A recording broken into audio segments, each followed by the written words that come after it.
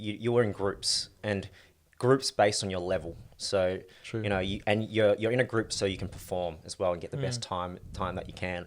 But now it's, all about the social component, meeting people. I think, run clubs are like, rivaling like dating apps now because, people just meet so many people there, and it's really cool. And the hierarchy is based off of achieving your goals when it comes to running. Correct. Not what makes, in a way you could say it's what makes the best runner. I think it's just most philosophy. A philosophy, for your training. For my training and how I coach. Because there's a way, so for you physically, there's a way for me to coach you. Yeah. So that you become the best athlete possible. True. But it might not work for your lifestyle. You might not enjoy it. You might get injured. You might, humans have emotions. A lot of people don't need that feedback, need a person to talk to, need personal touch to their training. I guess what we give, AI is great compared to a generic program, which we didn't have. Because back in the day, it was like, you have a 12-week program, follow this program. And the thing is, everyone's different. Everyone breaks down after, some people can handle that. Some people can't handle it. Some people, it's not enough. So I guess AI has been great in that respect. But what it doesn't do is it doesn't give that, it's not two-way feedback. All those things that, all the things you should be doing anyway, trying to sleep better, eat well, And knowing your body. Actually paying attention to it as well. Yeah, because your body does give you signals. It does. And if you ignore those, you're going to pay for that.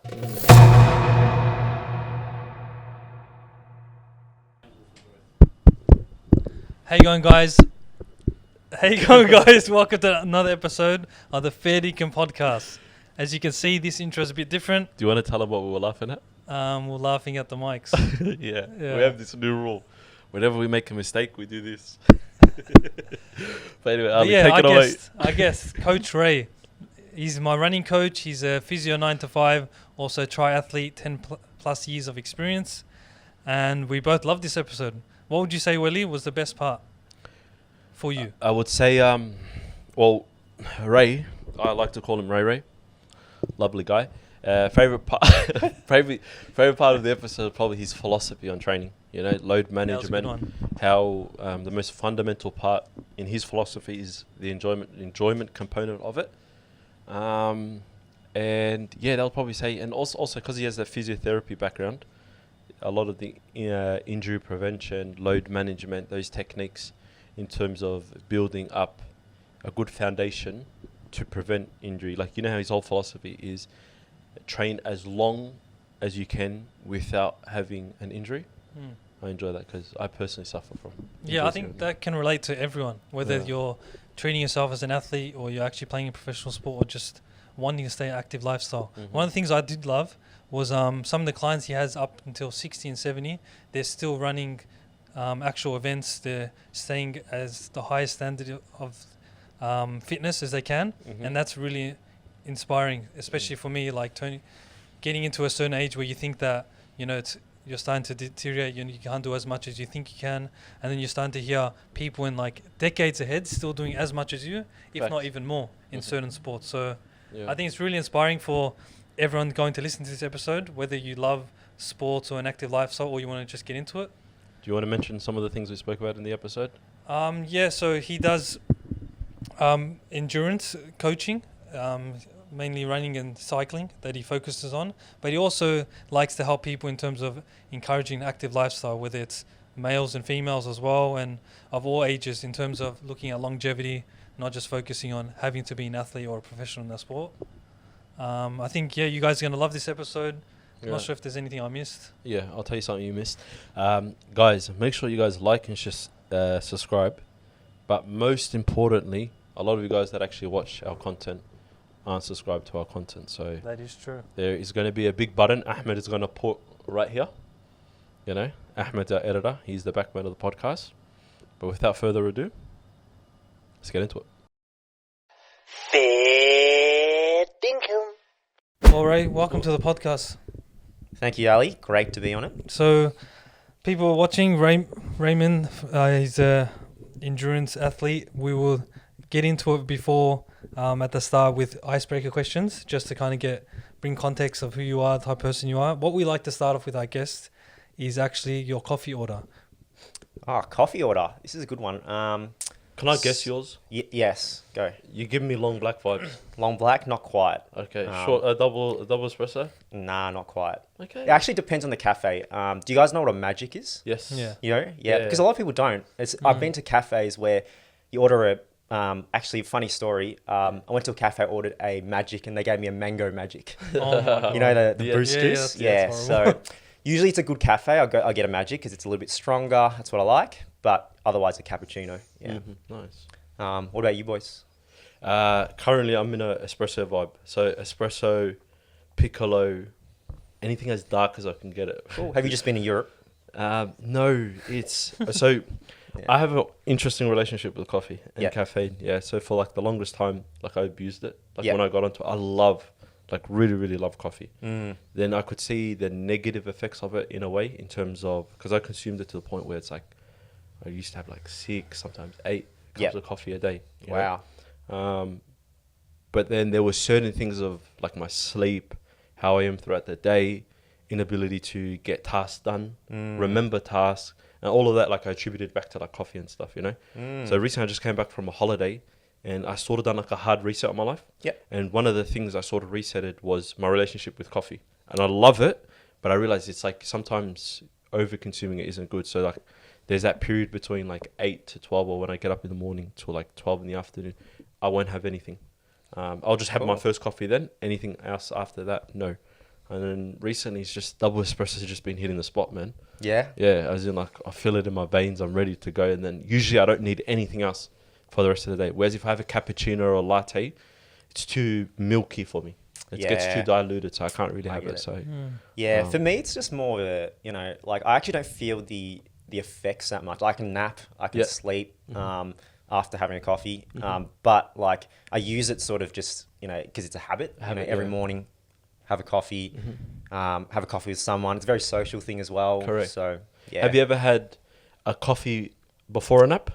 Yeah, all the time. All the time. Bro, those ones go off, man. Yeah, how good do you feel afterwards? Bro, Yeah. it's like, what do they call it? Like a power nap in a way where Yeah. it just, I can't even explain it. It just shocks you, but you feel even more refreshed after you wake up from that nap. So I think they say because the Absolutely. caffeine takes about 20 or 30 minutes to actually kick in. And by the time your nap finishes, the 20-minute nap, then you're ready to go. Yeah.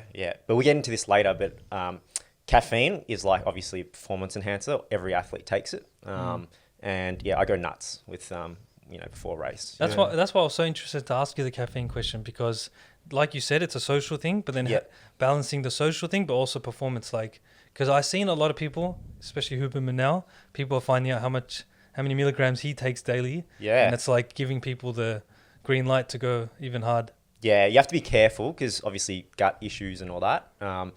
But on the start line, usually I'm like jittering because I've had so much caffeine and my heart rate's at like 120 and I'm just like standing there. But then you feel so good during the race. during the race, yeah. When you say be careful gut issues, could you tap into that a little bit? Yeah, so some people don't respond well to caffeine. So they, all your everything, it speeds up your body's processes. So, you might feel like you want to go to the toilet, or you feel like you're going to throw up and things like that. Gassy. Gas, possibly. Everyone's a bit different. Yeah. Correct, how they react to it. Did you have anything during your marathon, Ali? I probably had the caffeine tablets. Yeah. I think 2 of them. Like the no-dos? Yeah, because I feel like they digest quicker. Yep. And obviously in terms of having to get up so early before to eat and also have enough water and electrolytes and caffeine, it's just a lot for my gut to take. So I just thought that would be easier. Yeah. And that worked well. Yeah. But then I am jittering before the race as well. Sometimes you can take too much because you want to use it as a thing where it's like, okay, I take enough caffeine, it gives me more confidence in preparation in a way. Because like, I got the energy in the system. Yeah. But some could be too much, Yeah. But we'll get into that, don't worry. We'll get more details. I wanted to know another question. What's one person you love to sit down with and share a meal? Oh, that's a hard one. In the endurance sports world, do you guys know Safan Hassan? Yeah. You would, because he did the Sydney Marathon.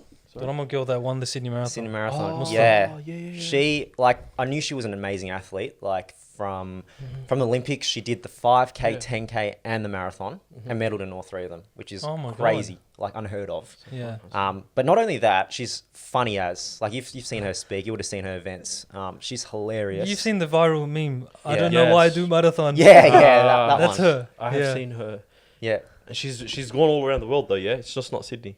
Yeah, correct. she's like one of the best of all Yeah. time. I think she's Exactly. the second best time of all time. And yeah, she's just, and her personality is great. She's one of the people. I love elite athletes who are just like one of the people, you know, they just love just, you know, on your level, can relate to, Correct, you know. Bit more themselves, yeah. Yeah, exactly. Okay, Yeah. no, that's good. And what's one thing you wish everyone knew about endurance sports?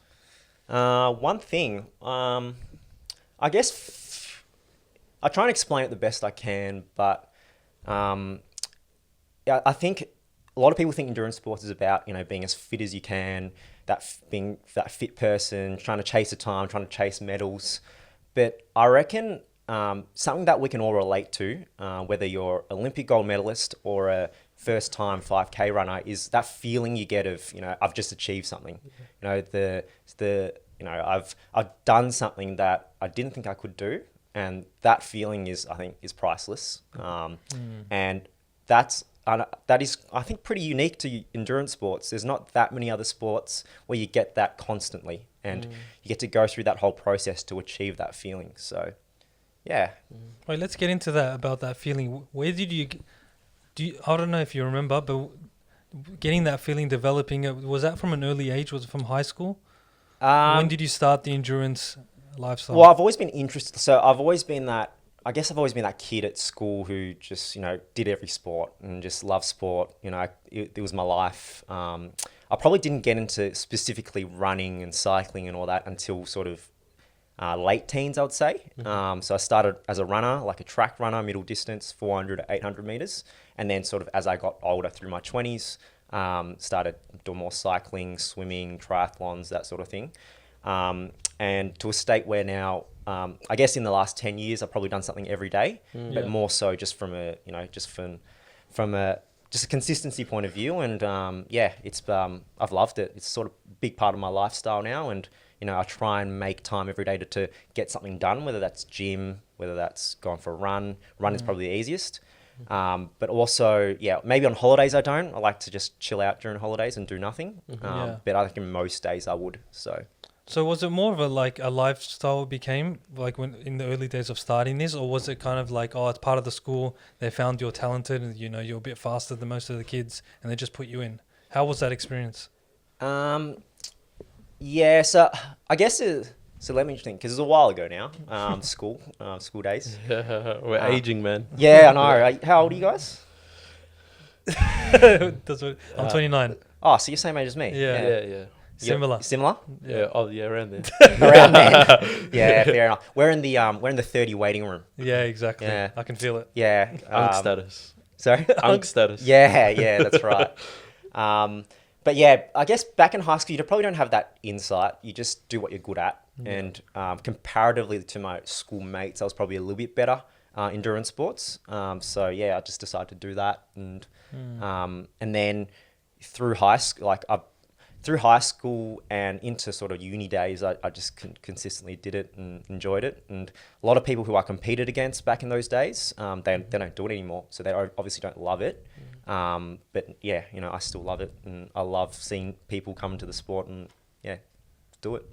Yeah, because I find it interesting how people can transition from high school or university and continue these sports. Because, for example, if you're playing soccer or basketball, like, you know, the main sports, you kind of start from an early age, but then you finish earlier.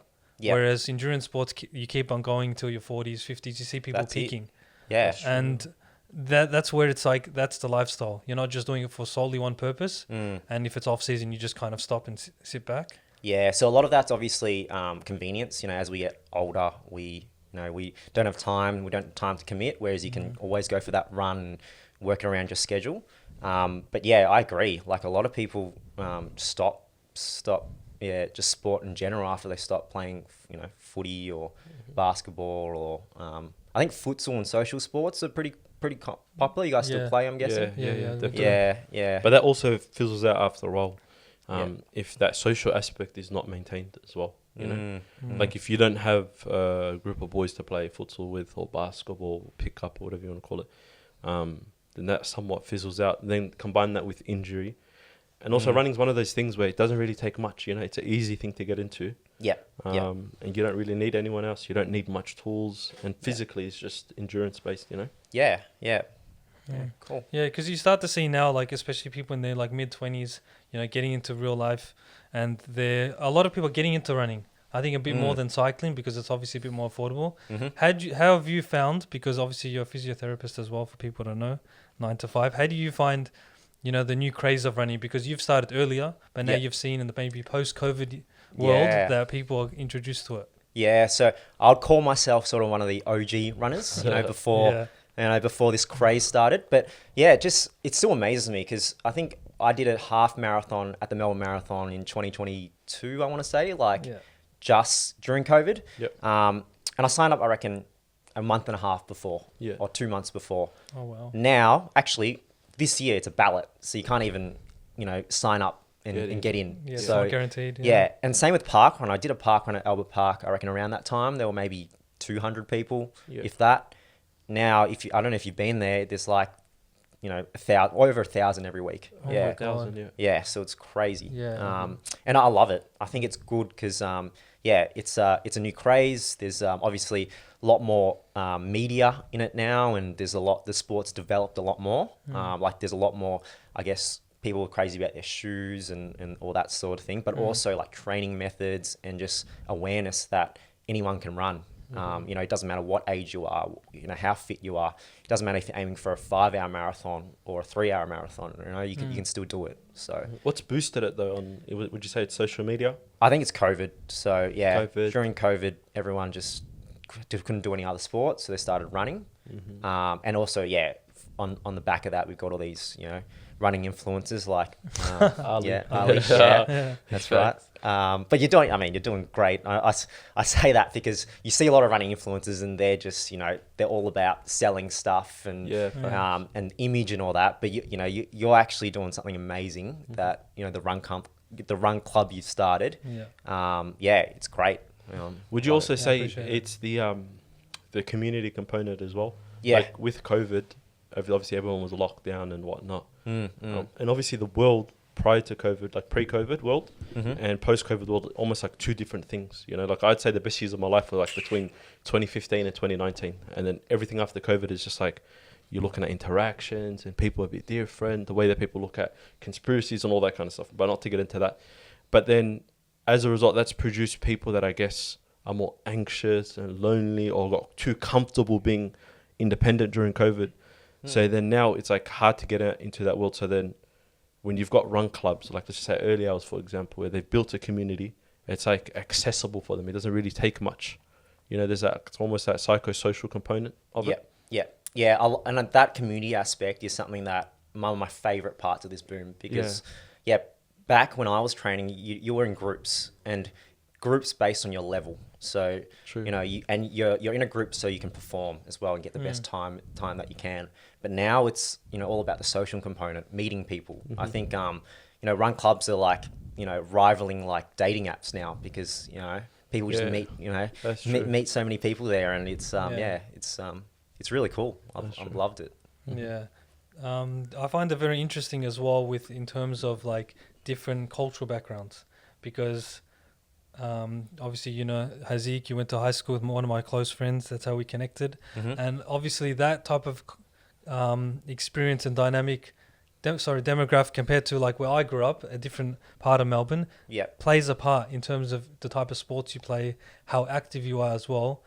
How do you find, you know, the importance of environment in terms of even just culturally with endurance sports? Yeah, so I think you brought up a really good point there. The like where you live is a big part of it, because there are some parts of Melbourne where, you know, you don't see anyone running, and that's guaranteed the north, by the way. yeah, probably. Every time I'm running, bro, there's no one running around me.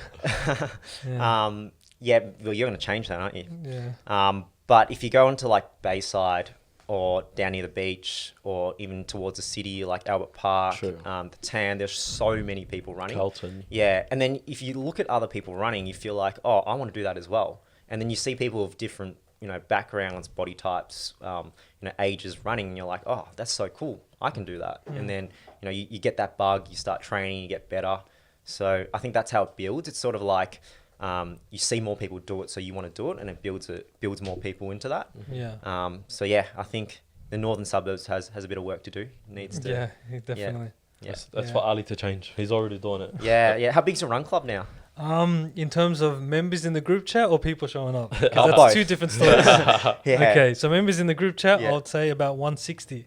Yeah. And okay. people showing That's up decent. about 10 to 15. So we're 10% there. Yeah. So it's slowly growing after that, and we'll see how it goes. That's good. Hopefully, yeah. Because we did go to the park run in Parkville, like Carlton, last month for the first time, and that's where people get the experience of running in a pack and obviously seeing other people in the community. Yeah. There was about, I want to say, like 300 people. Mm. So that was a cool experience. People seeing, Actually, the funny thing was some of the boys that were running, they were surprised because some guys in prams were running past them faster, like much faster than them. Yeah. And they just came up to me and it's like, oh my God, I feel like so slow. Like it's humbling. Yeah. And people are realizing that like, there's really no excuse. Mm. Like no matter what age or the situation you have, you can still make it happen. Yeah. Because I found the same thing with my first marathon at the Nike event. Mm-hmm. I was running past and there was this 6-year-old Sri Lankan guy. Yeah. And I was just chatting to him and I was just like giving him, compliments because it's like amazing. They told me he was 60 years old.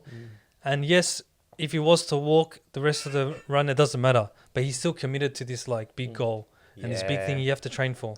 Yeah. Which is that's what I love about running. Yeah. In terms of longevity. Exactly. Like think about how much potential you have because you've obviously quite new to it, relatively speaking. A lot of people think like, oh, you peak in your 20s or your physical aspect of you peaks in your 20s. But, you can get better for a very long time if you stay consistent. And I think that's so for example, I reckon a lot of people I know are way more talented than me. I've got a lot of friends who are more talented than me. They can train, for a week or for a month maybe, and then they're at my level.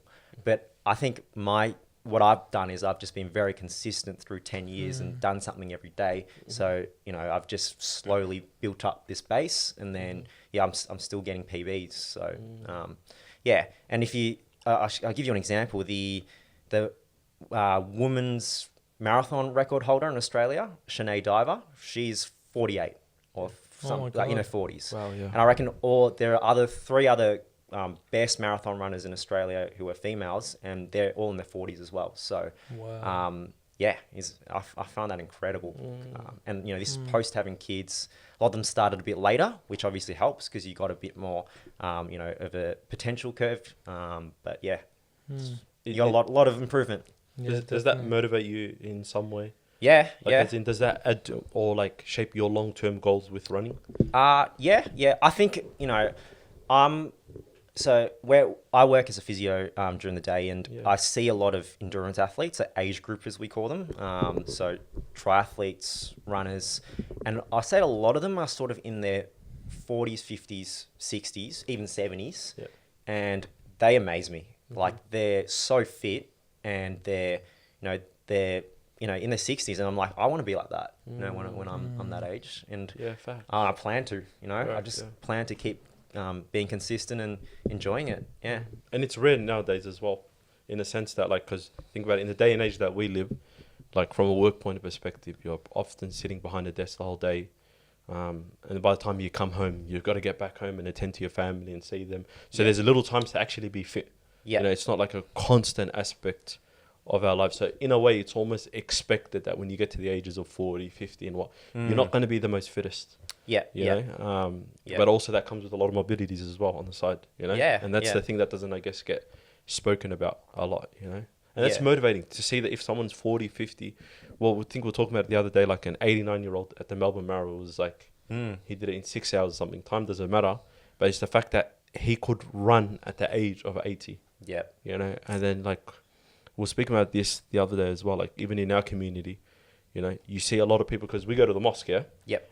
and then you see a lot of people that are like of the ages of 40, 50 are already sitting in chairs, because they can't get down and pray. Yeah. So it's like, do you want to be like that when you get older? It's like, oh, but you have the ability to do it now. Yeah. Yeah. I speak with my partner works at a hospital, and Yeah. she works, she actually treats, probably the other side of the spectrum. So Okay. like same age group as me. So the athletes I treat, in their 60s, 70s sometimes. But they're on the other side of the spectrum. They're like in wheelchairs, in, for walkers. So, we always like go home and share our stories. And then, we're like, oh, we had patients the same age, but they're doing completely different things, which is funny. Yeah. Yeah, and it goes to show a lot of the actions or decisions you make early in life have a repercussion later on. So, Yeah. and these are things that didn't exist, I guess, 100, 200 years ago. Because now we live in a world of, I guess, luxury. If we want to go and travel, we hop in our car. We don't go walk. Yeah. That's one thing actually, funnily enough, sorry to go off tangent a bit. I realized when I traveled, one of the things, like I was like, when I was traveling, I felt more happier constantly. Okay? Sounds weird, but let me land. Yeah. And the reason I associated it with, everywhere that I was going, I was somewhat walking to. And in Australia, we live in a country where it's not walking distance. Yeah. Unless you live in Brunswick, Carlton, or like within the inner suburbs. Yeah. Everything else, you're either hopping on a bus, train, Yeah. Driving. you're driving long distances and stuff like that. Yeah. And so, because you're not constantly like, I guess. Yeah, and that's, I completely agree, because that's one of the things about Melbourne. You need a car. You need a car to get around. Facts. Like, it took me an hour and a half to get here today, and you guys are in Melbourne. Yeah. And you've got, we're not even that far out of, we've still got another, half an hour before we get to the edge of Melbourne. Facts, So, we need a car. And, when I was in Europe, I loved, walking around, being able to take public transport. You don't need a car. You don't need a car. So, I found, you lived in Spain for a bit, didn't you? Yeah, exactly. So then that's the same. That's the same idea. I think Europe is quite consistent with that in terms of the lifestyle. Yeah. Like taking transport. To be honest, once you get a car here, you struggle to think of public transport. You kind of forget it's actually around. It's only an inconvenience when you're driving. That's the time you're thinking about it. Yeah. Correct. And then walking becomes an inconvenience when your car doesn't work out. Yeah. exactly. It's like, oh my God, I might have to take a bus to work today. It's like, Yeah. what the hell?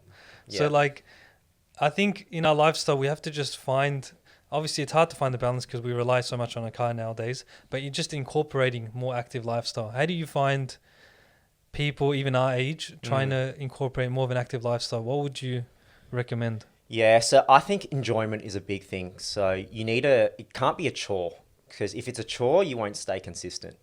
So what I find, especially with my athletes, because I'll give you an example in endurance sports. So in endurance sports, the more you do without getting injured, the better you get. But everyone has a time budget. So, mine might be, 10 hours a week. Yours might be, 6 hours a week or whatever. So you need to be able to incorporate that into your timeline, into your life, into your weekly schedule, to be able to stay consistent. And I guess that's one of my jobs as a coach, to be able to get the most out of you, in that time budget we have. Yeah, I find it interesting because your philosophy is a lot different to what social media likes. Because social media likes train hard, keep going every single day, recovery, you don't need it. Yeah. Or you just keep delaying recovery, it's not as a priority, whereas you like to train smart. Because I know Ray's been coaching me for how long now? I want to say at the 4 start months. So when you did your half marathon, Great Ocean Road. Great Ocean Road, had a good race there. That could be about 9 months or something like that. Yeah. So, and I've noticed his philosophy of training smart can be frustrating because I'm so used to seeing on social media, oh my God, you should be running almost like 4 or 5 days a week. Whereas you got to at least lead up to it. You can't just go straight into it. Because, for example, you give me runs that are just easy and it's like, why is it just easy? It just feels like I should be doing more. But then I'm seeing the longevity in it because I haven't got any injuries.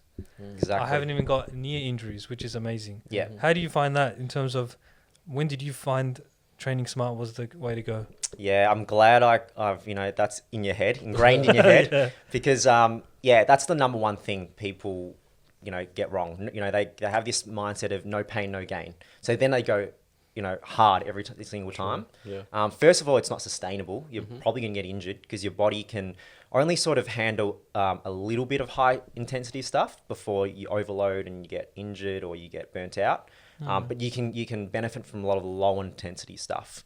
And most people know that now because in social media, there's, run zone 2, get, sort of lower heart rate, whatever. But a lot of people still don't go easy enough. They don't go, they're still going pretty hard. So I find that, what was your question again? Sorry, I'm rambling. Just the idea, just the importance of training smart instead of training hard, and how that can avoid injuries. Yeah, that's it. Yeah, so obviously, number one, I've got this hierarchy of training. Okay. On the bottom is, first of all, enjoyment. Second level, most important thing is avoiding injuries, because if it's not fun if you get injured, you get down about yourself, you can't do what you love, It's the lowest. you can't, you can't stay consistent. So training smart will avoid that, first of all, but also you'll get your best out of yourself. So you're able to keep stressing the body in a way where you get consistent improvements, and then you'll get better. You'll hit your goals. What's the top of the hierarchy? Top of the hierarchy. Sleep. So it's like a pyramid. Sorry. Okay, yeah. So at the bottom is enjoyment. So the most important part is enjoyment. Yeah, okay. enjoyment. Yeah. So the way I've structured it, I've actually got this. Can you break it down? I'd be interested, man. Actually, let me Got a photo? I'll get my phone. Yeah, bring it out. Why not? Packs his phone away. Completely out of sight, out of mind. Yeah, we'll talk about that as well. Yeah, interesting. Phone use. Yeah. That's another benefit of endurance sports. You're not on your phone really? all the time. Yeah. Okay, interesting. Oh yeah, that's actually true. Yeah. Like when I go for a 3-hour ride in the morning, Mm-hmm. I'm not on my phone for 3 hours.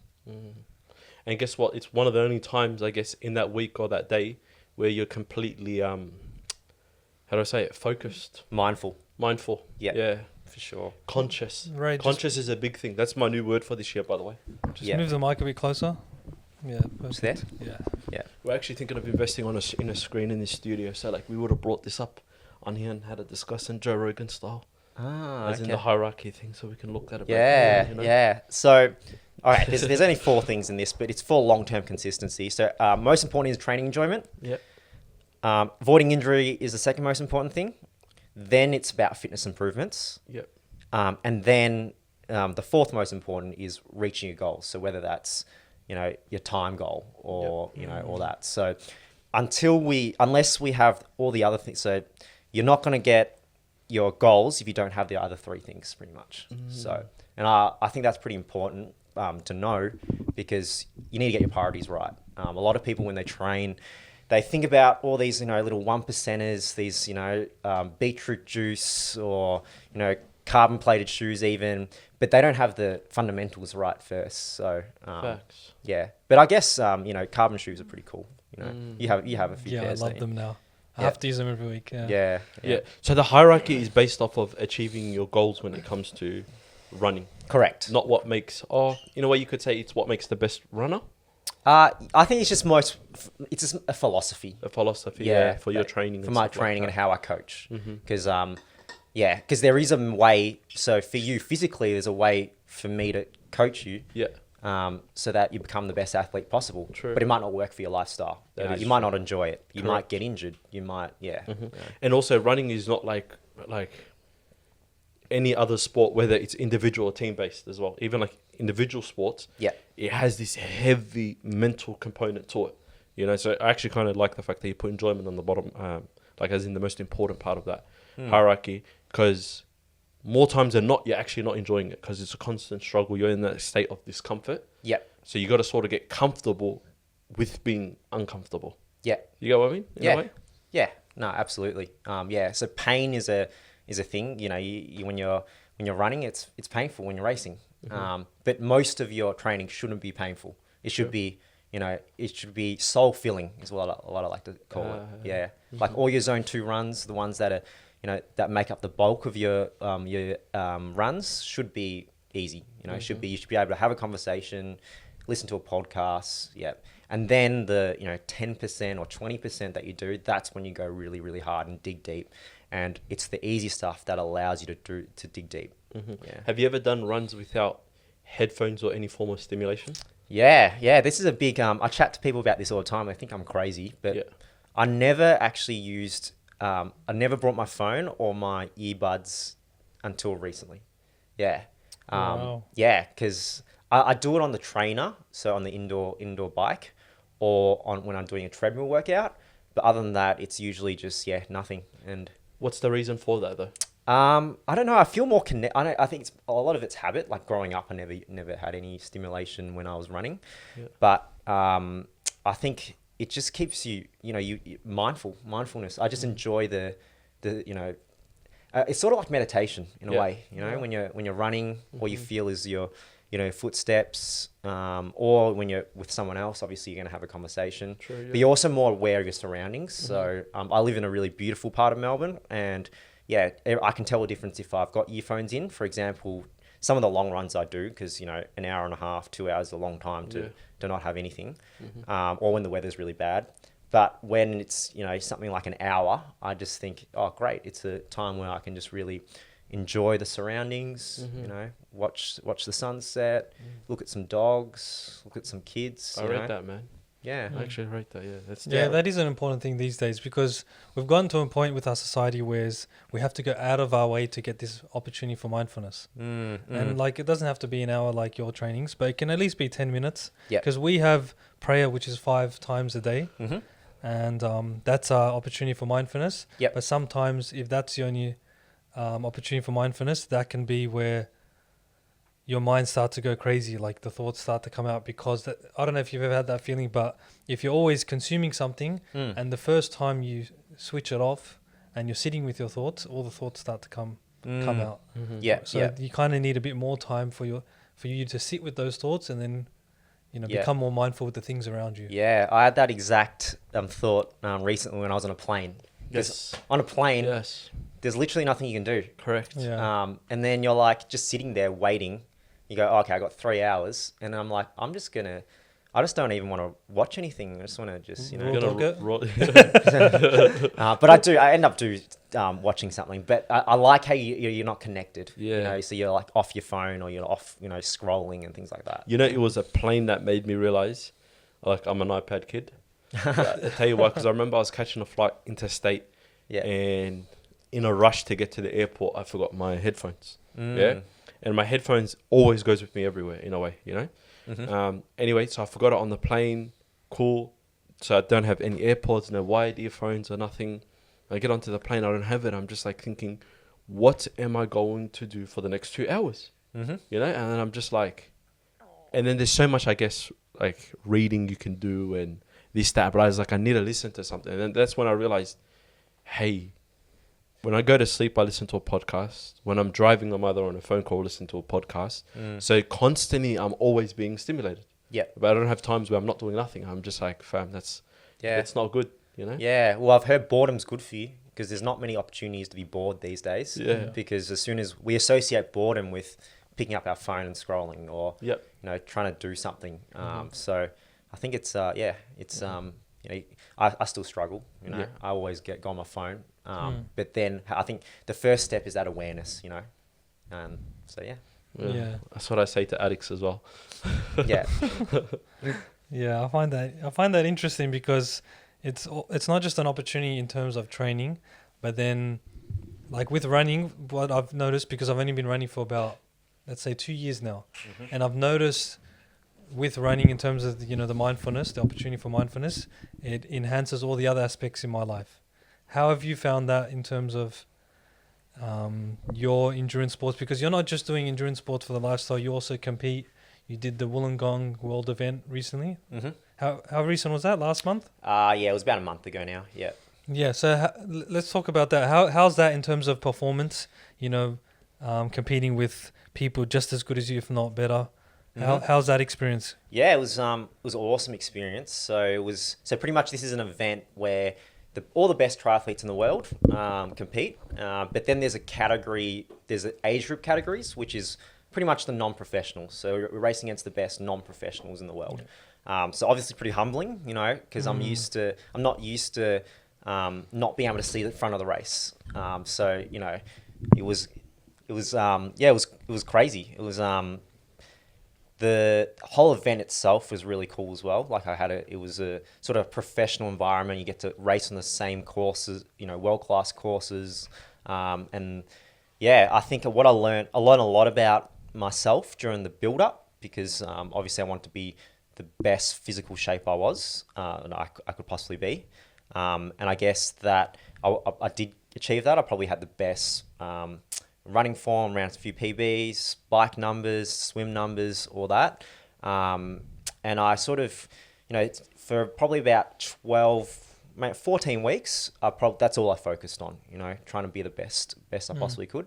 And I think what I realized was that I can't be a professional athlete. I couldn't be my lifestyle. I need other things in my life. Why not? I think it's probably too one-dimensional, and Okay. it stops being fun. So it's not for me. I know it's a lot of people's dream. And as a kid growing up, I was like, yeah, I want to be a professional. Yeah, Every who sport I doesn't? played, Yeah. I want to be a professional basketball Yeah. player, soccer player, whatever. Wait, what's not fun though? I think once it becomes a bit of a chore, so you have to do it rather than you want to do it. Okay, yeah. That doesn't make it fun. And I was doing a lot of training, so 2 times a day usually. Yep. And yeah, session in the morning, session at night, still working full time, all that other stuff. It's hard. It was hard. Let's just say you were compensated for like your lifestyle and whatnot, and you didn't have to work, and that's all you were doing. Would Yeah. that still be not fun? Yeah, I don't think I could. Not my personality. Like, Too I like correct. balance in life. I think that's probably why. Yeah, I don't have the talent, luckily, so it's not a hard choice for me to make. Yeah. But I think, yeah, it did give me that realization that, yeah, and also it takes away from, I came to this realization that it takes away from other parts of your life, especially your relationships as well. So I didn't let it, I didn't sacrifice anything. I went to every gathering, I went to every dinner, spent time with my family, friends, all that. But to be at that top level, you would need to, not go to that event. Definitely. Not have fun, with your mates, say no to certain things. So And that's a thing a lot of athletes actually suffer from post their career. Because you said, because I agree, the one-dimensional aspect of it is not for everyone, because you have to be that guy, that runner, that fighter, that boxer, whatever, for, let's just say, 2 decades or 3 decades, however long your career is. Yep. And the second your career is over, Yep. where do you start from here? You That's know? it. Yeah. And there's only certain like professional athletes that do it well, where they combine business and they have a family throughout and all that kind of stuff. But then there's the majority post-career. What ends up happening is just like, oh, the lights are off, the endorsements are not coming in, and I'm just a name that was like arch in history. That's it, Yeah. Ancient history. And it's been your identity for so long. Yeah. Like, what else do you have? Facts, So, yeah. Yeah. That's why Volkanovski's the GOAT. He's a UFC fighter. But yeah. Yeah. I want to know as well, because of the Wollongong event and many other events you do, Yeah. do you have something that works for you when you're in the pain cave? When you're in the arena, you're suffering, you're mid-race, Yeah.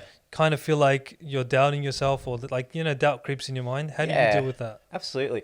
I'd say training is way harder the hard training sessions are way harder than races. Races feel like it must be adrenaline as well as the environment, as well as, you're under pressure, so you need a push. I always feel like, despite my heart rate being so much higher, it feels easier than a training. And I think that training, being able to get through the hardest session, gives me the confidence that I can push through, And obviously you do use mental tactics, like, you've got this many, you need to break it up in chunks, you just need to pass this person, it's just one more rep of this hill, whatever. So I'm really used to being in the pain cave. And it kind of sounds a bit weird, but I sort of miss it when I don't have that feeling of pain for a long time. And do you get that at all when you're doing? Yeah, I think because you appreciate the other side of it. Yeah. So yeah. I realized, when for example, I came back from overseas, and that first run I did after that was just difficult. Like whether it's laziness or just like obviously my body isn't as ready for a run as it usually is. I think the muscle you want to exercise of pain tolerance is the most difficult at the start. Yeah. And then as you go through the weeks of consistent training, then it gets better. Yeah. And like you said, you get to a point where you miss it because you appreciate that feeling and satisfaction of the other side. That's it. And then you realize the rest of your day is amazing. You get that clarity. Yeah. So I think that's what it is, really. Yeah, I agree. Because after this event, I had a few weeks off where I didn't do much, and I sort of did my first hard session just last week, and I loved it. I love that feeling that I've sort of missed for a while. Yeah. So. Yeah. No, I love that you've been doing obviously the physiotherapy and obviously your own training, and now you've introduced this endurance coaching. Yep. You and a friend, Motivo Endurance. Yep, that's right. For the people that don't know about it, what's the main focus on that?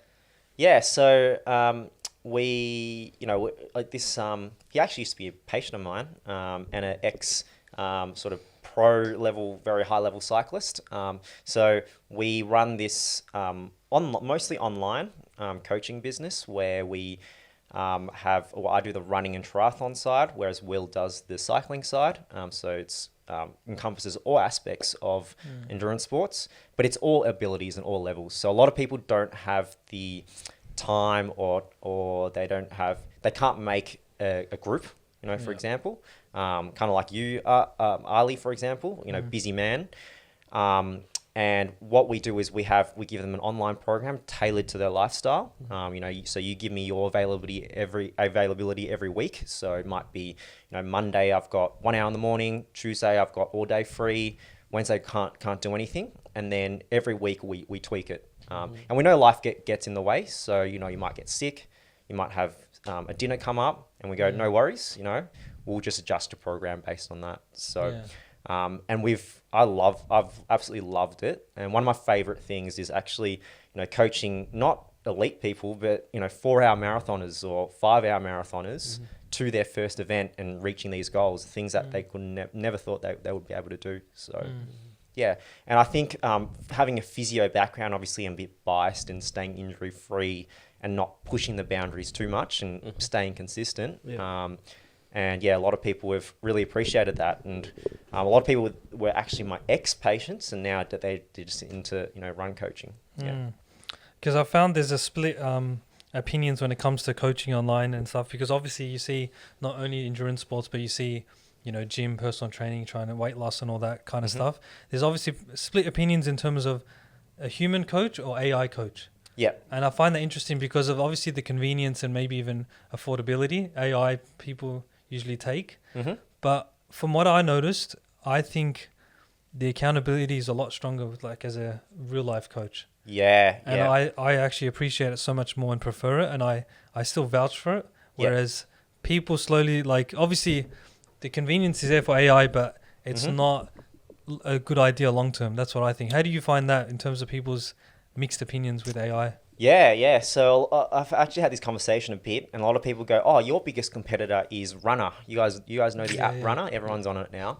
But I guess we're a bit of a different product because humans have emotions, and a lot of people don't need that feedback, need a person to talk to, and need that personal touch to their training. And I guess what we give AI is great compared to a generic program, which we didn't have. Because back in the day, it was like, you have a 12-week program, follow this program.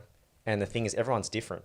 Everyone breaks down after, some people can handle that. Some people can't handle it. Some people, it's not enough. So I guess AI has been great in that respect. But what it doesn't do is it doesn't give that, it's not two-way feedback. Which is the thing that people value the most, the conversations. So, I text and message all my athletes weekly. Daily I'll have a proper conversation with someone. We chat quite a bit, about your training. And sometimes it's just the reassurance, I've got this little niggle here. Should I, change my training or should I run? I've got a really stressful week. And this is something that I wish AI did a bit more of, was take into account sort of life stress. Because if you have a whole weekend where you're moving all weekend, you've got, a couple of events on, your partner's sick, something like that, you're not going to be able to train as well as if you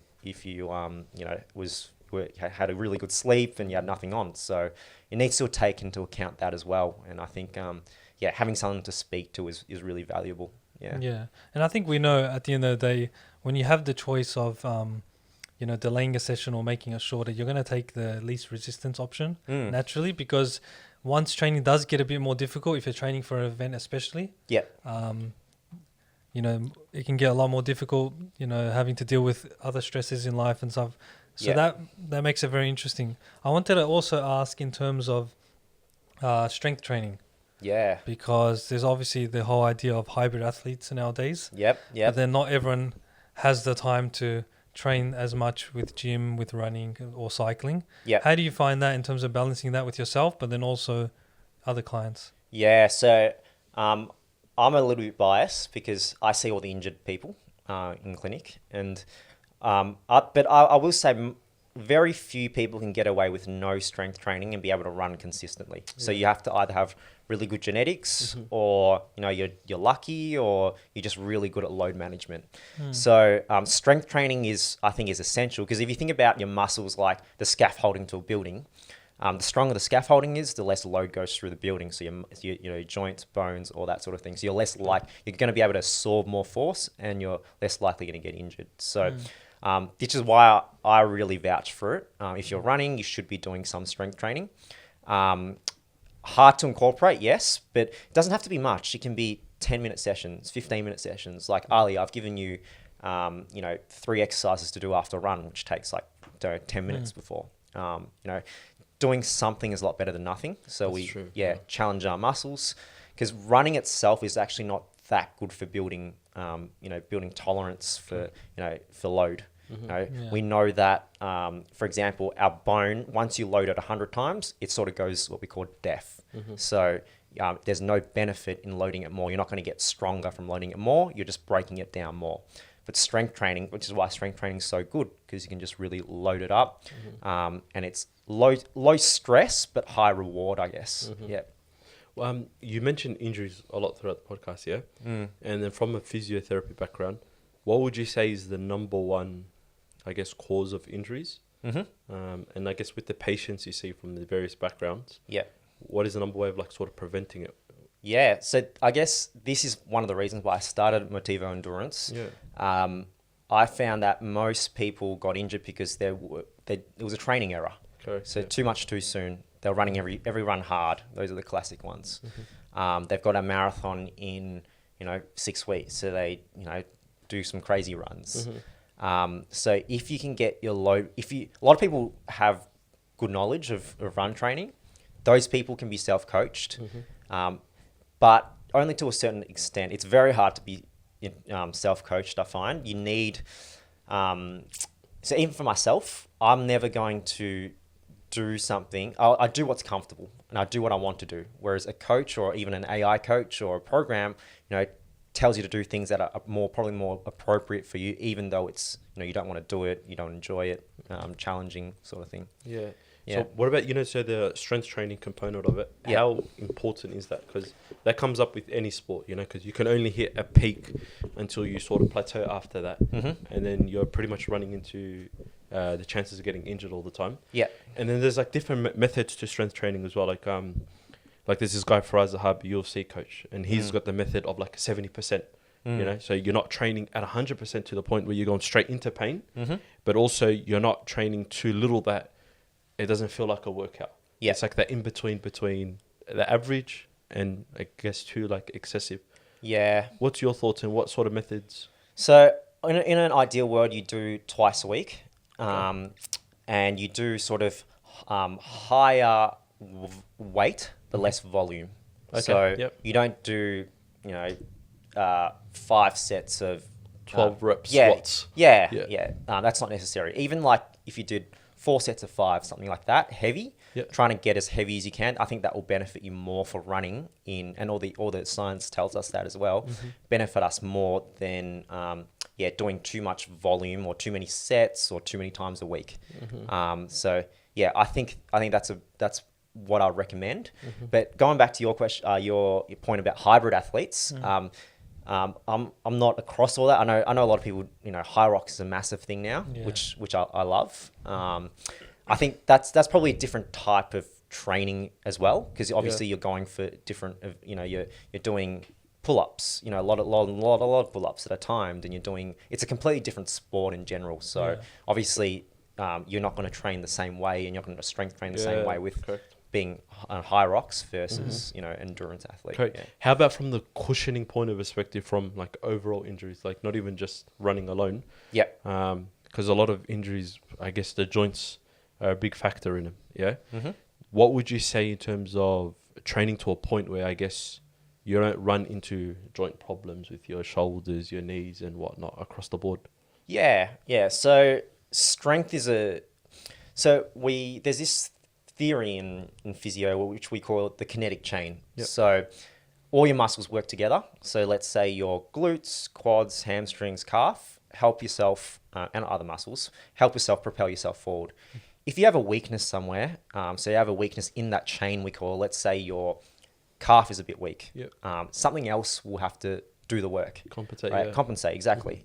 So that might be the quad or the the hip, the glute. So first of all, we need to find out what's strong, what's weak first. So if you have imbalances, you need to address that first. Okay, and you address that by doing isolated training. So whether that's if your quad's really weak compared to the other side, you need to do some, you need to smash those single leg extensions until it's the same as the other side.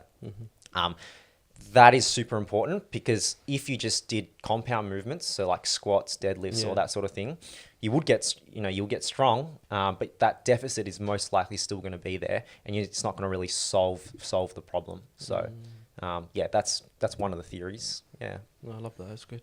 Mm. You solved a lot of my problems mentally. Oh yeah. What injuries have you had? That was a personal injury. No, because currently right now, UNC status, we're talking about age. Yeah, I'll give you a consult. Let's go. So just recently I've been getting knee pain.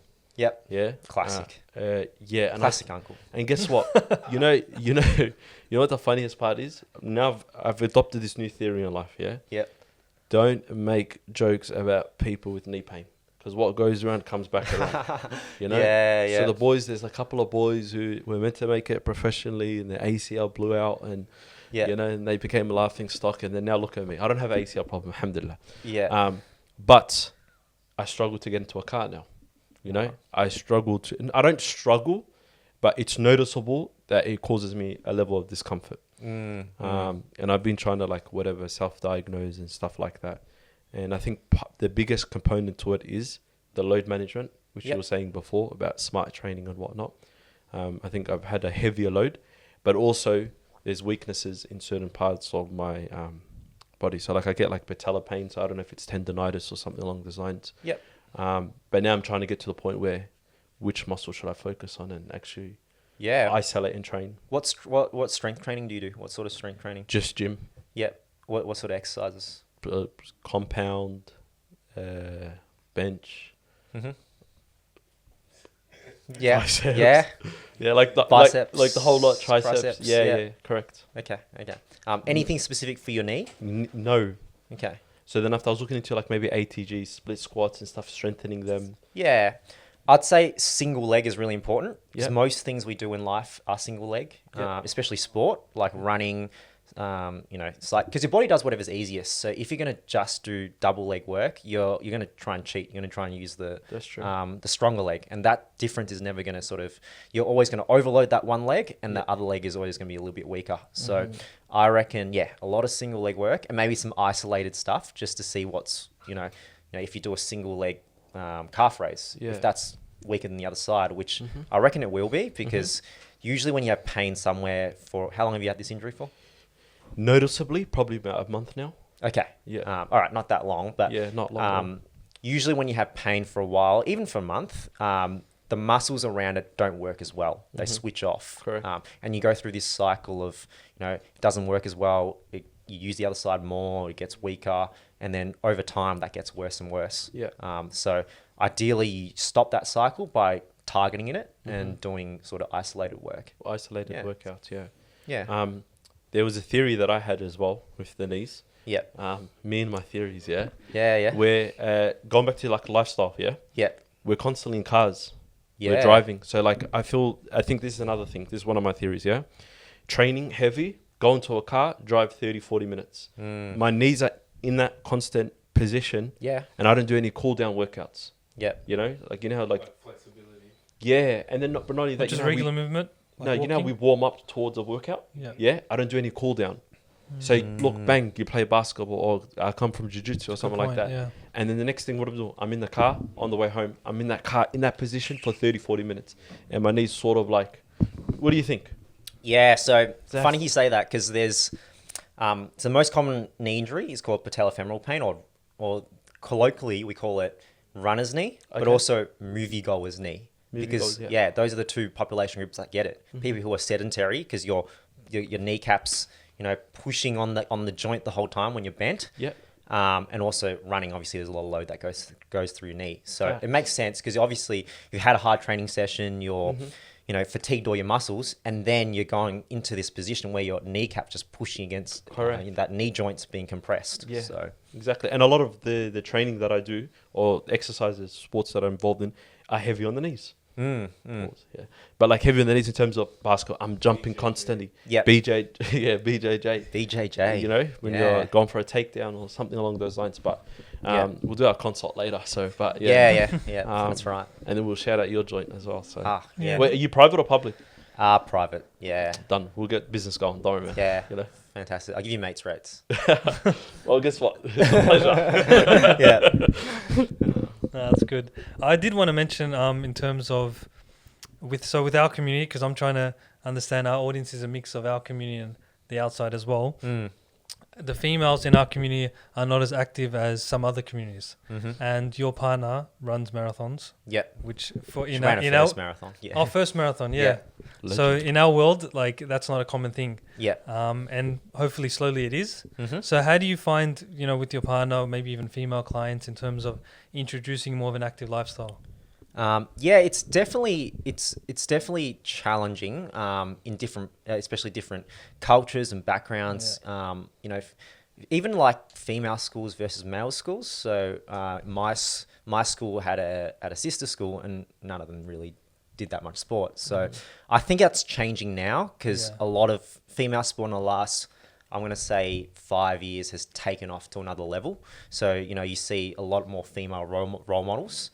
I think, especially, you know, in your demographic, there probably needs to be someone just starting that, you know, that first step and being a role model and showing that, you know, other people can do it, you know. I think that really helps, because, yeah, there's obviously a lot of active females these days who, you know, think that it's not a barrier, but there's also still a lot of, you know, old school pre-COVID, you know, we shouldn't be doing this, you know, sort of thing. Yeah, that's true. Because there's also like now in terms of like both females and males, like a lot of people in their 20s kind of restarting the active lifestyle again. Yep. So maybe, you know, stopping playing soccer or football or whatever for like couple of years, or even since high school. And now it's like, okay, I want to bring it back. What would you recommend in terms of starting that, and also just what to focus on?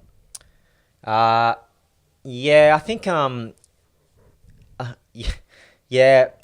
What was the question? So can you repeat just that in question? terms, because like I tried to think a lot in terms of you know, community and people our age, you know, the late 20s, wanting to get into an active lifestyle, and then slowly maybe even join fitness events, getting to that level again, and kind of focusing on like, you know, step 1, 2, and 3. What would be the best thing for them? Yeah. I won't get injured. Yeah. Exactly. Injuries are a big one. In 5 years, they play the first time, done. Yeah. I think just start with getting active, just being more active than you are. So if you don't do anything, just, you know, start with walking or getting your steps up, and then get your body conditioned to something first. I think running's a good one, because you can start with just doing, you know, 10 minutes of running, and that conditions your body to load. But yeah, I think having a goal is always good, but it has to just be gradual. So any way to bridge that gap by, you know, doing some running, gym work safely. But because it's obviously like the idea we just said about injuries. And I think when we get older, especially into our 30s, like it's playing up in our mind as well. It's like in the back, it's like you're kind of just waiting for the injury to happen, even though it can be prevented. Are there things in your lifestyle that non-negotiables you have where it's like, I need to do this so I know I'm not close to an injury? Yeah, so I'm very lucky. I haven't had really any major injuries that have stopped me from training over, last decade, I would say. I think a lot of that comes from consistency. So my body's so used to load that it can handle that spike in load. So if I do, that something that's really, really hard, my body can recover. Whereas if you don't have that base, I think it's a little bit, you're more injury prone. So if you go from zero, not doing anything for 5 years and then doing something, so I think things that can really help is, obviously consistency, but also just your sleep, nutrition, all those things that, all the things you should be doing anyway, trying to sleep better, eat well, And knowing your body. Actually paying attention to it as well. Because your body does give you signals. It does. And if you ignore those, you're going to pay for that. Yeah. That does happen. I want to take it, I want to come back to the injuries and stuff question, yeah? Yeah. Random question. Someone mentioned this to me recently, yeah? Yeah. Running, does it reduce testosterone? I actually don't know. Yeah, okay. Did you hear that from someone? Yeah, I heard this, From a gym bro. From a gym bro, yeah. Yeah. I don't know how credible this source is. Yeah. I can understand the physiological side of it, the theory behind it. Yeah. But apparently it's in reference to long distance running. Okay. So apparently with sprints and high pace type of running, I don't know what the actual word is, it's just slipped my mind. But that actually increases testosterone. Obviously, it helps with aiding muscle building and whatnot. But with long term or long endurance running, what ends up happening is you're actually breaking down. So as a result, you're reducing your testosterone and stuff like that. And he used that as a reason for him to stay away from anything more than 10K. Yeah. I just said put some shoes on, man. Just start running. Interesting. But have you come across that? No, I haven't. But I have heard a lot of false claims about, people throw out these research things all the time. And even when there is evidence showing that, it's often not very strong evidence, or sometimes it's even if you run more than, so for example, there's a myth saying that, running's bad for your knees. Yeah. You get knee pain. Running's actually really good for your knees until, it actually prevents osteoarthritis until you get to a certain number, and that number is really high. So it's 160 Ks a week.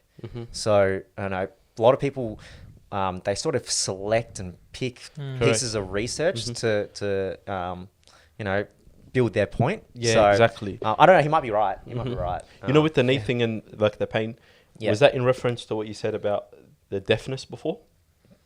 No. So this is more so knee osteoarthritis. Okay. So little bits of running is actually good for it. Okay. Better than no running, it shows, because you're lubricating the joint, you're loading the bone, so it gets more resilient.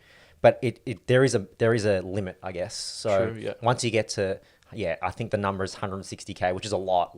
Unless you're elite, you're not going to be doing 160K a week. It's good for you. Yeah. Same thing with ankle, because they also say the same thing about ankle and knee. Ankle? How running is also not good for your ankles as well. Oh, okay. Oh, I would say yes, but the study was done on knees. So, on knees, yeah. okay. Yeah.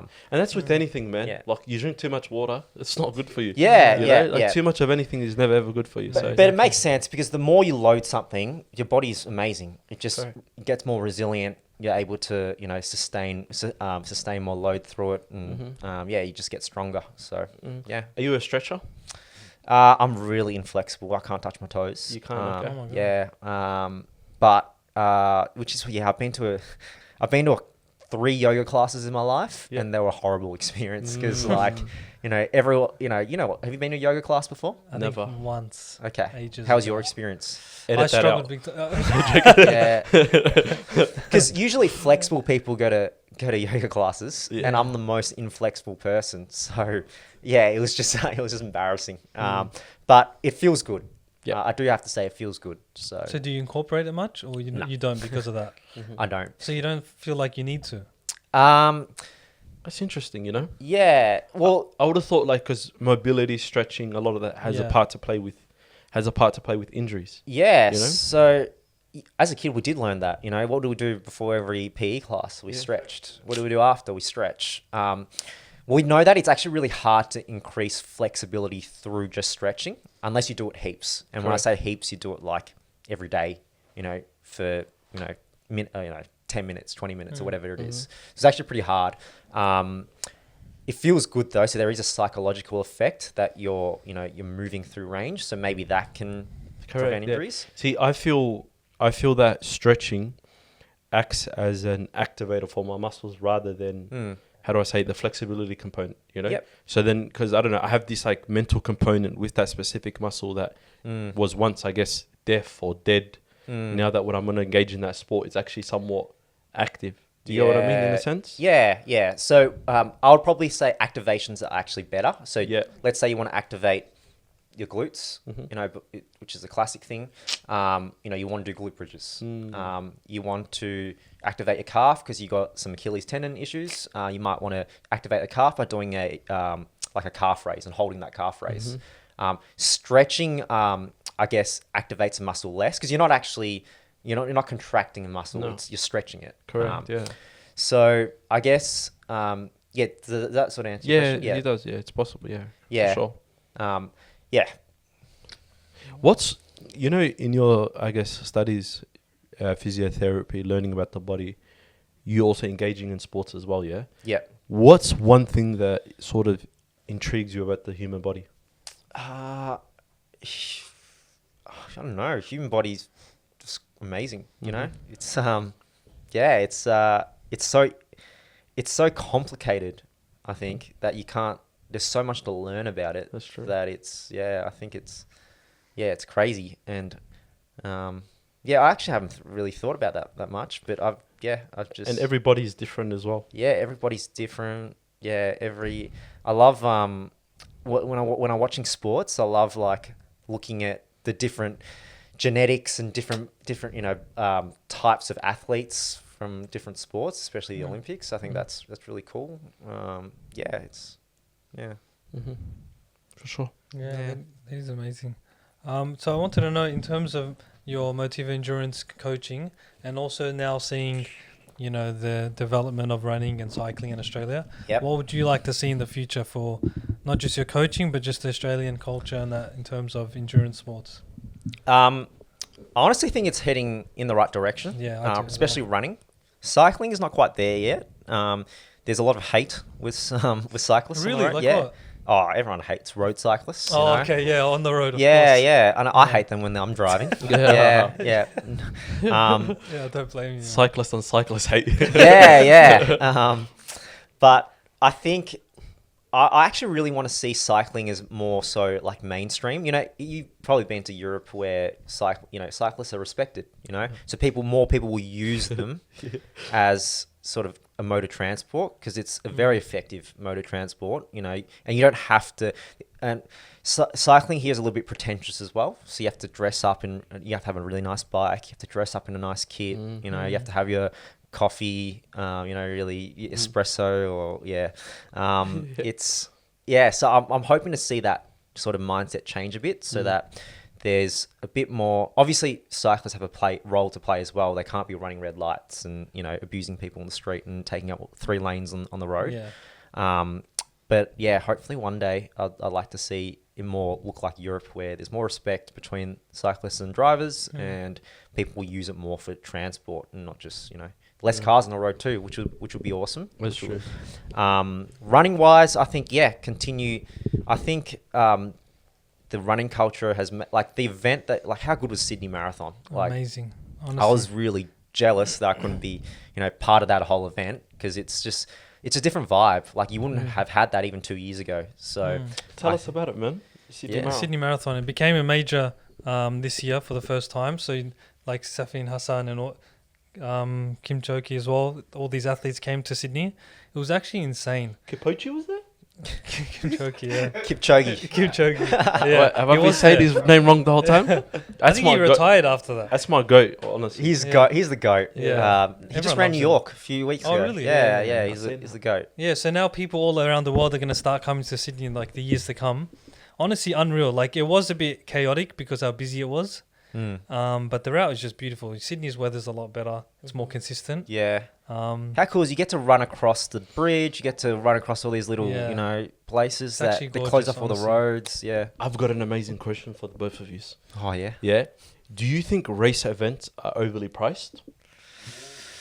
That's a really good question. Well, I know a few race directors, and it is very costly to close the roads and the insurance, and the just the event logistics of it is very expensive. Correct.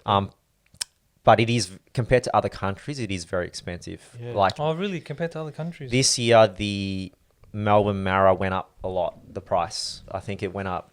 I don't know how much, but it's more than a lot of other countries. Yeah. And is it because it's a Melbourne thing, and it's just high Maybe costs for the everything? word Nike as well helps in terms of pricing. Yeah. I actually don't know too much about the budget and how it all works Yeah. and where all the money goes. Mhm. I just know it's a lot of money. But yeah, a lot of people always go, oh, why am I paying that much when I can just run, for free on the Yeah. street? Yeah. It's true. But I guess you're paying for the vibe. You're paying for the whole event itself, atmosphere, running with other people, getting a bib, all that sort of thing. That's Yeah. true, yeah. And it's just like the build up is honestly everything. Especially if you're doing it with someone, the training, 2-3 months to build up, and also the night before, the morning of. Yeah, It's a bit chaotic because of the crazy hours you have to get up in the morning, but just taking it as like good memories and experiences, that's priceless. And you get a medal. And you get a medal, Yeah. of course, we'll put it somewhere here soon. Yeah, That's in right. fact. But sorry, I interrupted you. Sydney Mara, tell us about it, man. Nah, Sydney Mara was sick. I think this year, and it's going to get even harder, apparently a lot of people didn't get in even if they got in last year. Sorry, this year. So we actually got very lucky, Hazik and I. Crazy experience though. I think we blew out too early. He knows it as well. We went too fast, too early. Yeah, we got a bit of work to do. Coach, Yeah. tell us live on the podcast, what did they do wrong?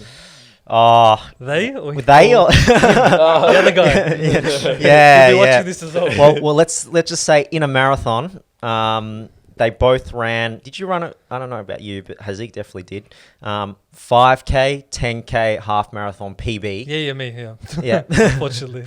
Yeah. That's no-go. That's a no-no. Well, yeah. There's like there's actually a meme. It's a very, very, very popular meme that when you're like 5K into the marathon, because when you run a PB, your watch tells you. Yep. And then you look at your watch, and it tells you you've just run a 5K PB. So you know that the rest of the run is going to be very painful because halfway in a marathon is not 21K. It's actually 30K. So the last sort of 10K, 12K is very, very hard, and you would have felt that, didn't you? Honestly, the time Yeah. just feels like 2-3x Yeah. in terms of just perception. Mm-hmm. Like in terms physically and also just time in general. Why'd you come out the gates like speed? The guy next to me just encouraged me. And I got excited as well. Hazik. We saw the harbour bridge and Not just Yeah, like yeah. bang. Yeah, that's right. And also just atmosphere and just like the adrenaline, Yeah. the excitement. Yeah, because you have so much energy, and you guys were so fit as well, Yeah. So you guys would have been fit, but also because we tapered, so they were fresh. Yep. And then you get too excited, and And everything goes, yeah. yeah. Yeah, so, But you always learn, exactly. Yeah. But I think that's what was good in terms of getting the feedback from you. Like I'm not going to go to AI, what did I do wrong? I'm not going to get probably the response I wanted. Yeah. So it's better to get the human feedback back and forth as well, which is good.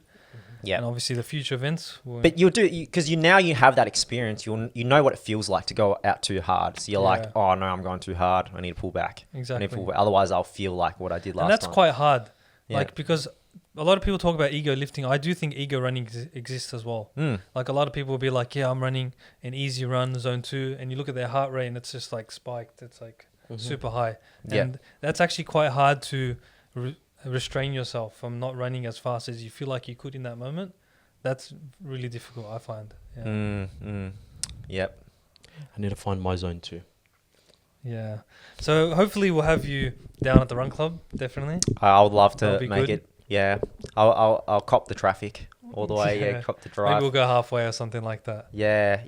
I'd love. Have you ever thought of documenting like your journey through being a coach and even a runner yourself? Yeah, I have. I've thought about it. So I do a little bit of photo, video stuff as well, and I've done a little bit of YouTube stuff as well. It's just fitting it all into life. Your busy schedule. But I reckon I will do some more content stuff. I do a little bit of sort of like coaching tips and that sort of stuff on Correct, Instagram and YouTube and stuff. But yeah, I reckon documenting it.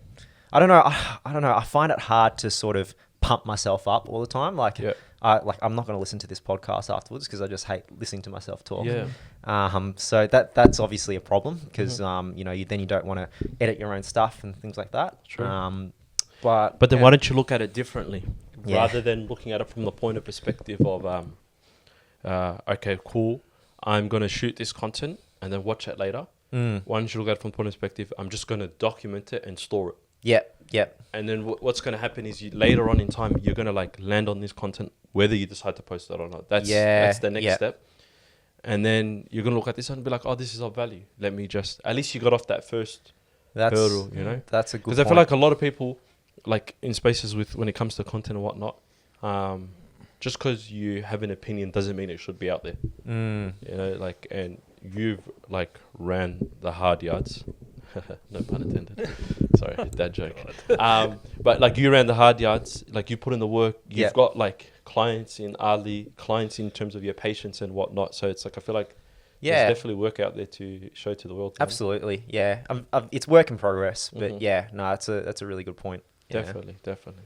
Well, Ray, we appreciate you coming, you know, an hour and a half just to get here. Honestly, we really appreciate you making time for us in your busy schedule. It's been fun. It's gone quick. This time has gone quick. Yeah. Let me ask you, did you forget about the lights and the cameras? Yeah, I did. Yeah. That's a good sign. We're just Really chatting. good sign. We're just chatting. This That's is beautiful. cool. Yeah, that's good. Very knowledgeable. We really appreciate you coming on.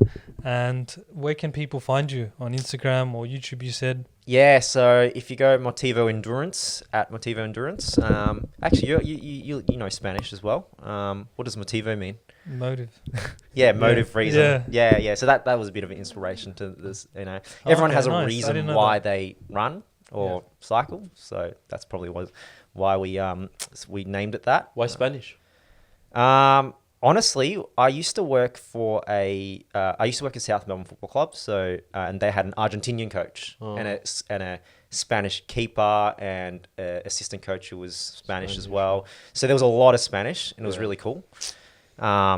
So I decided to start learning bits and pieces, and got really into it. And I still I still do a bit. So I was doing about an hour a day for like 3 years, which got me to a decent level. And yeah, in the last 3 years, I've been able to travel to Spain twice and Mexico this year. It's a good journey. It's a bit of just a hobby. So let me test you. What's running in Spanish? Oh, correr. Corriendo, yeah. That's good. I'm impressed. Well, you're going to do that, yeah? I didn't know, bro. I was searching it up. Yeah. Well, adios, I guess. That's all I